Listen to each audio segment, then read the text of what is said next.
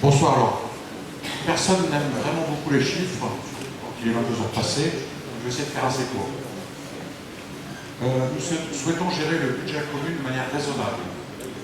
Nous voulons maîtriser nos investissements et les faire de manière régulière et sans à-coups. Chaque année, à peu près le même montant. Et pas des grands pics certaines années et rien l'année d'après, parce que c'est très difficile à gérer pour les équipes. Derrière, elles n'arrivent pas à investir beaucoup. Concernant le budget de fonctionnement, on va faire des efforts pour rendre chaque euro plus efficace. On va chercher tous les surcoûts. Ça permettra de dépenser moins en fonctionnement chaque année et donc de transférer plus dans les investissements. Alors je pense que vous avez deux questions importantes en tête. Alors plutôt que d'attendre la séance de questions, je vais vous les poser tout de suite, enfin me les poser. La première question, c'est comment est-ce qu'ils vont faire pour financer tous ces projets?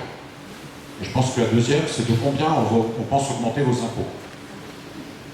Alors, pour la première, si on fait un tout petit peu de mathématiques, la commune, elle investit sur le dernier mandat à peu près 7 millions par an. Sur 6 ans, 6 x 7, 42 millions.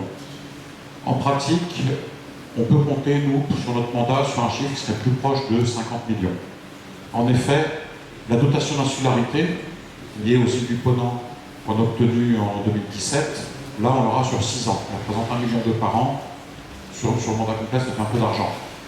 On a appris récemment que la population de l'île-Dieu avait dépassé les 100 000 habitants. Et la bonne nouvelle, c'est que ça va nous rapporter 300 000 euros de plus. Et surtout, un gros impact, quand vous vous promenez dans l'île depuis quelques années, vous voyez partout des panneaux de permis de construire. Alors, c'est peut-être pas une très bonne nouvelle pour l'environnement, pour notre nature, mais là où c'est une très bonne nouvelle, c'est pour nos finances. Parce que dès qu'une maison est achevée, c'est des gens qui vont payer une taxe foncière, une taxe d'habitation, et ça fait des recettes pour la commune. Donc tous les panneaux que vous avez depuis 6 ans, ça va faire un peu plus de recettes pour l'avenir. Donc 50 millions d'euros, c'est raisonnable comme budget d'investissement, ce qu'on peut estimer pour notre mandat. 50 millions d'euros, c'est beaucoup d'argent. Au-delà de ça, on ne s'interdit pas d'emprunter raisonnablement. Aujourd'hui, les taux d'intérêt sont relativement faibles, ça ne coûte pas trop cher d'emprunter, mais en restant dans des limites raisonnables.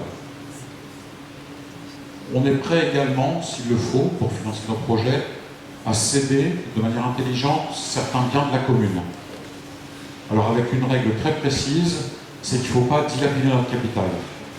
Chaque euro qu'on retirera en vendant un morceau de terrain ou un bâtiment de la commune, il sera réutilisé pour investir dans un nouveau projet de la commune d'investissement. Enfin, sur des gros projets, certains vous parlent de faire de l'ingénierie financière. Alors on ne fera pas cette pseudo-ingénierie financière. Quand on explique qu'on va créer un budget annexe et que le budget annexe va emprunter de l'argent à la banque, ce n'est pas le budget annexe qui emprunte, c'est la mairie. Donc on ne prévoit pas de faire cette espèce d'ingénierie financière. Nous, on croit vraiment au système de partenariat public-privé. Patrice vous en a parlé à 2 reprises. Une fois à propos de la piscine, une autre fois pour développer le quartier des usines. Donc, le projet de maison du patrimoine, lui, sera financé par la commune. En revanche, sur les autres bâtiments, si je prends l'exemple de l'aspect, une fois qu'on aura soumis les différents projets, que vous serez exprimés, qu'on aura choisi ensemble de faire ce projet, si par exemple à l'aspect, on décide de faire des commerces au rez-de-chaussée, et puis à l'étage des logements, et puis tout au bout, faire des grandes salles pour les associations, on pourra passer à un contrat avec une société privée qui décidera d'investir sur ses propres fonds pour faire les travaux concernant les logements et les commerces.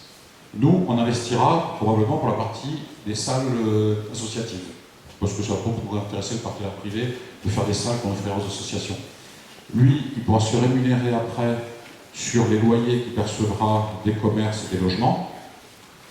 Et dans un contrat qui peut durer une quarantaine d'années, il faut voir en fonction du cahier des charges qu'il aura soumis, 35, 40, peut-être un peu plus d'années, il se rémunère pour rembourser son investissement et à l'issue, tous les bâtiments qu'il a fait redeviennent propriété de la commune. On pense que c'est une solution très efficace pour développer ce quartier des usines.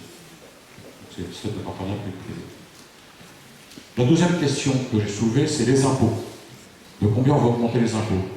Alors ça, on a écrit, c'est vers la fin de notre programme, je crois, que nous souhaitions maîtriser la taxe foncière, la taxe d'habitation, le taux de la taxe foncière, de la taxe d'habitation. Maîtriser, vous pouvez dire oui, ils vont maîtriser en augmentant un peu. Alors, on peut être très clair. Aujourd'hui, l'État compense la taxe d'habitation. Vous avez tous entendu, et vous avez dû voir sur vos relevés, que vous payez de moins en moins de taxes d'habitation. Et normalement, je crois que c'est cette année qu'on doit arrêter d'en payer. Donc l'État la compense. Il s'est engagé à continuer à le faire. Tant que l'État continuera de compenser cette taxe d'habitation, notre souhait, c'est de conserver les taux actuels, et je pense qu'on le fera, il n'y a pas de souci. Merci, Patrice, je vais prendre la parole. Merci Benoît. Certains me faisaient la remarque et le biberon était un peu plus grand à la naissance.